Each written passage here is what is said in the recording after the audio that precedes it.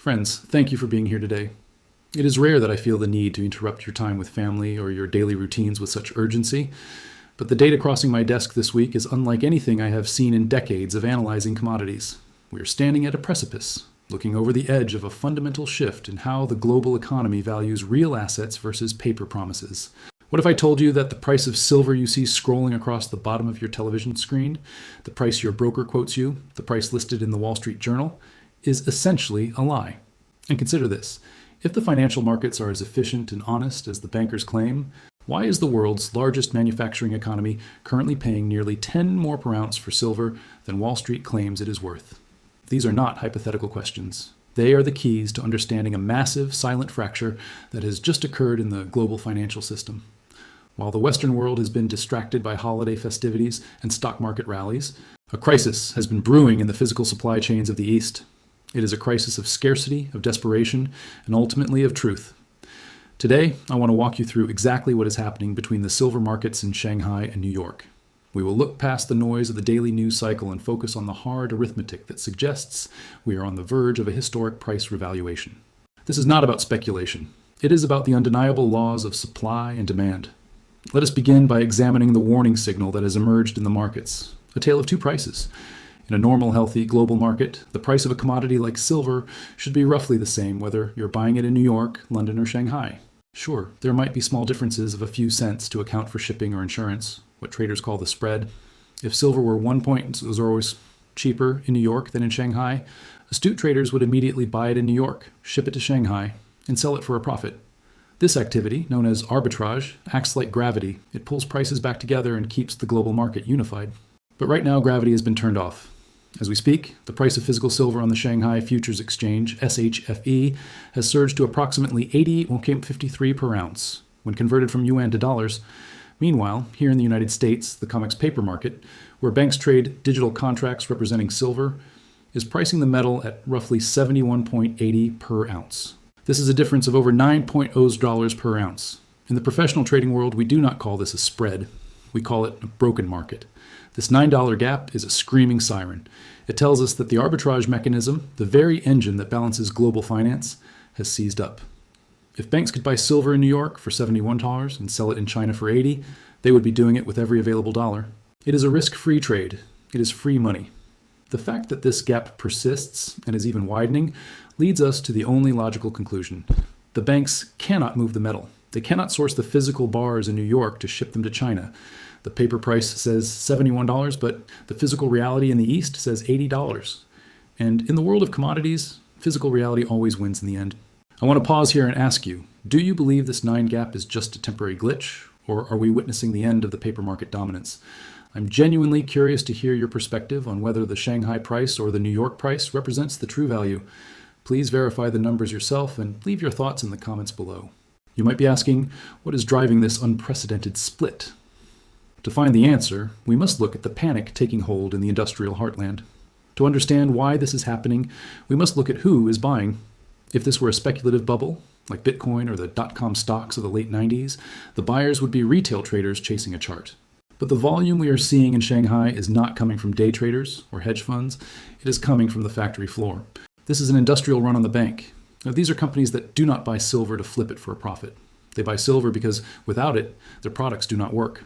The first major driver comes from a sector we often hear about but rarely understand in this context: the solar industry. For years, Western analysts have comforted themselves with a theory called thrifting. They believe that as the price of silver rose, solar panel manufacturers would simply find ways to use less of it, perhaps substituting it with copper or other cheaper metals. For a long time, this was true. But that narrative has just died a quiet death. The solar industry, particularly in China, which controls over 80% of the global supply chain, has hit a thrifting wall. The physics of electricity generation simply will not allow them to reduce silver content any further without making the solar panels less efficient. Moreover, we are in the midst of a massive technological shift.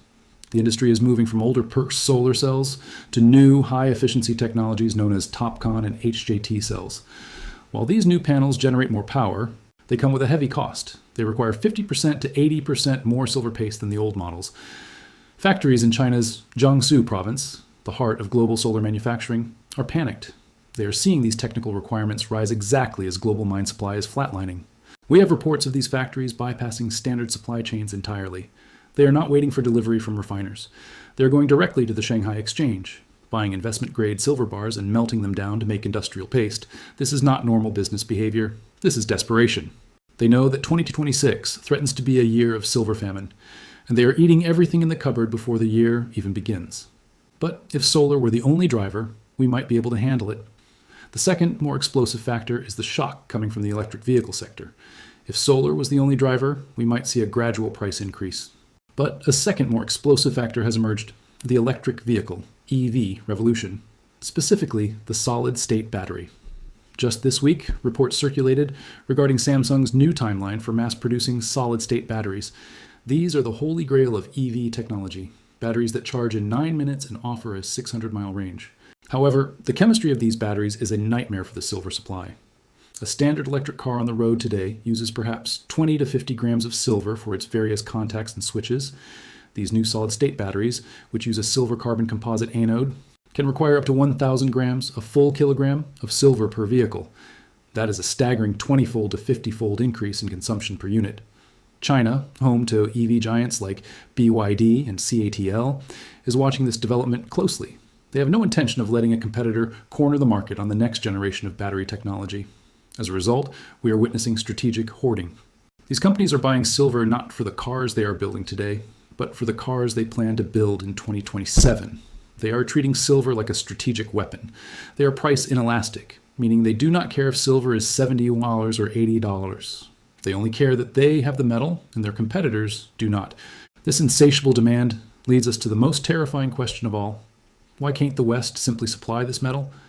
The answer lies in a deepening supply crisis where the vaults are running dry. So we have insatiable demand from the East. Why can't the West simply supply it? This brings us to the most terrifying aspect of the current data. The vaults are empty. We can see the evidence of this crisis clearly in what I call the inventory collapse. If you look at the warehouse stocks of the Shanghai Futures Exchange, the depletion is visible to the naked eye. In 2021, these warehouses held over 3,000 tons of silver. As of this week, they hold less than 800 tons. That is a 75% drawdown in visible inventory. But the situation in New York is even more critical. The COMEX, the primary pricing venue for the Western world, is bleeding metal. On December 23rd alone, just before the holiday break, we witnessed a massive withdrawal.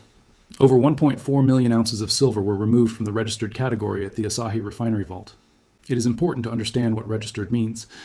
In the COMEX system, eligible silver is metal that is just sitting there, perhaps owned by private families or investors, not necessarily for sale. Registered silver is the metal available for immediate delivery to settle futures contracts. It is the market's for sale sign. When you see 1.4 million ounces vanish from registered inventory in 24 hours, you are watching a bank run. Smart money is grabbing the physical bars and taking them home. This physical scarcity has created a secondary problem, a complete blockade in the logistics chain. This physical scarcity creates a logistics blockade. We are hearing reports from the logistics industry, the people who fly armored cargo from London to New York to Shanghai, that the supply chain is broken. Refineries are booked solid for weeks. If a bank wants to buy silver to ship to China to capture that $9 profit, the refinery tells them, get in line. Even worse, we are hearing of administrative delays in the vaults themselves. When a vault operator takes 48 hours to locate a specific bar's serial number, alarm bells should ring. In a modern, digitized, secure facility, you should know where every ounce is down to the millimeter. Delays suggest the metal isn't where it is supposed to be, or perhaps it has been promised to two different people. Even the London Bullion Market Association, LBMA, often considered the vault of last resort, is reporting delays in allocating metal. If London is dry, the reservoir is empty. Now, we need to talk about the immediate risks facing us right now, specifically regarding Ghost Week and the algorithms that run our markets. This brings us to the immediate danger facing the markets as they reopen. We are entering what traders call Ghost Week, the illiquid days between Christmas and New Year's Day. During this week, senior traders are on vacation. Desks are staffed by junior employees and, more importantly, by automated algorithms. These high-frequency trading HFT bots do not have human judgment. They only understand math. When the markets open, these algorithms will see the data. Silver is $80 in Shanghai and $71 in New York. Their programming dictates a simple command: buy the cheap asset until the prices equalize. They will attempt to buy New York futures. But because it is Ghost Week, there are no sellers. The order book is empty. In a normal market, if you place a large buy order, there are enough sellers to absorb it. This week, a large buy order hitting an empty room creates an air pocket. The price could skip from 72 to 75 to 78 in the blink of an eye because there is no resistance. This creates a gamma squeeze. The banks who sold call options, bets that prices won't rise, will suddenly find themselves losing massive amounts of money. Their automated risk systems will force them to buy more futures to hedge their losses, which drives the price higher, which forces them to buy even more.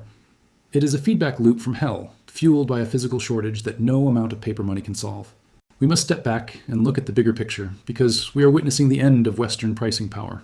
We must step back and look at the bigger picture. This disconnect is not just a temporary trading anomaly, it signals the end of an era.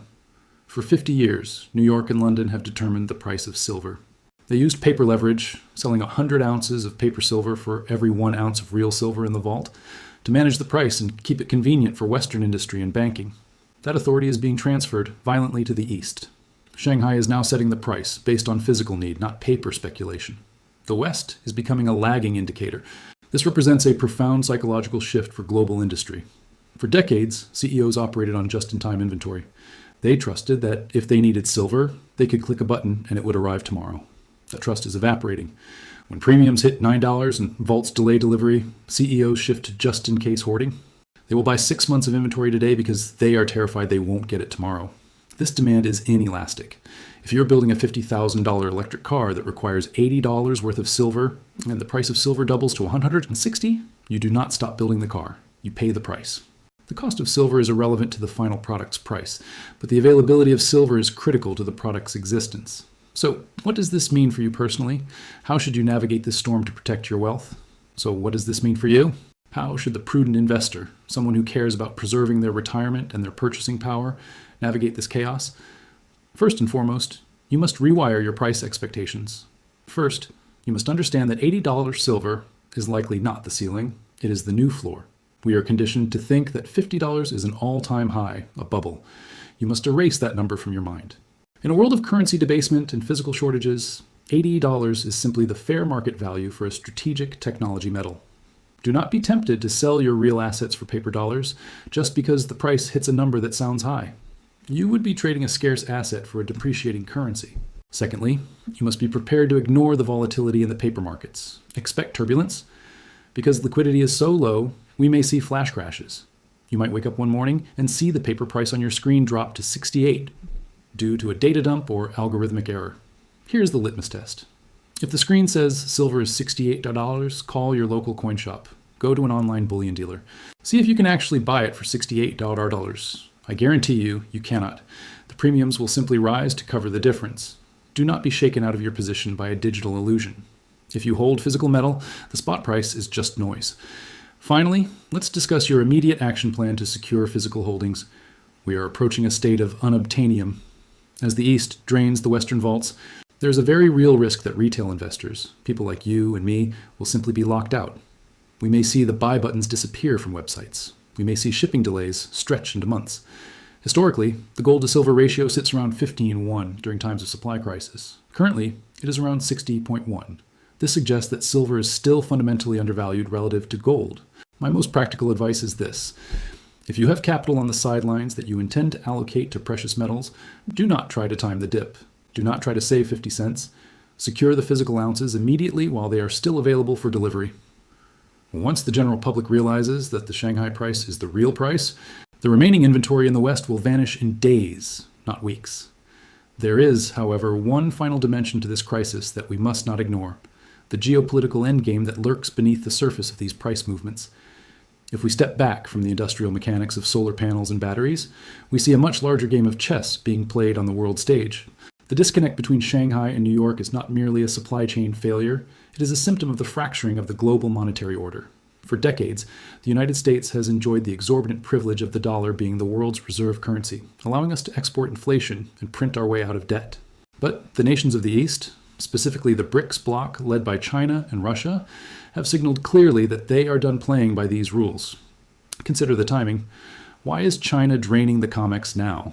Why are central banks buying gold at the fastest pace since 1967? Because they are preparing for a world where the dollar is weaponized or devalued into oblivion. When a nation buys U.S. Treasury bonds, they are investing in the debt of a foreign government. When they buy silver and gold, they are investing in a sovereign asset with no counterparty risk. The $80 silver price in Shanghai is a declaration of independence from the Western financial system. It is China saying, "We will no longer trade our real labor and real manufactured goods for your paper IOUs at a discount." This has profound implications for every American retiree holding a traditional 60-40 portfolio of stocks and bonds. The bond market relies on the assumption that the dollar will hold its value. But with the U.S. national debt spiral accelerating past $34 trillion, the Federal Reserve has only two choices: default on the debt, which is impossible, or inflate it away by printing trillions more dollars. They will choose inflation. They always choose inflation. In this environment, holding paper assets is akin to holding an ice cube in a warm room. It may look solid for a moment, but it is melting by the second. We are witnessing a return to sound money principles, not by choice, but by necessity. The East is forcing the issue. By paying a true market price for silver, they are draining the West of its physical wealth, leaving us holding the empty bag of fiat currency. This is reminiscent of the 1970s, but with a critical difference. In the 1970s, the U.S. was a creditor nation with a strong manufacturing base. Today, we are a debtor nation with a hollowed-out industrial core. We cannot simply raise interest rates to 20% to save the dollar as Paul Volcker did, because doing so would bankrupt the U.S. government overnight. Therefore, the silver squeeze is not just a trade for the next 6 months, it is an insurance policy for the next decade. It is your shield against the inevitable devaluation that must occur to reconcile the Western debt bubble. When you hold physical silver, you're not just betting on the price going up, you are betting against the sustainability of a debt-based monetary system that is mathematically guaranteed to fail. The East has done the math. They have made their move. The window for you to make yours is closing rapidly. If you have found this analysis valuable and want to stay informed as this situation develops, please take a moment to like this video and subscribe to the channel. Your support helps us bypass the algorithms and get this critical information to more people who need to protect their financial future. Friends, we are living through a historical pivot point. The era of paper suppressing reality is ending. The era of physical truth is beginning. Ensure you're on the right side of that history. Thank you.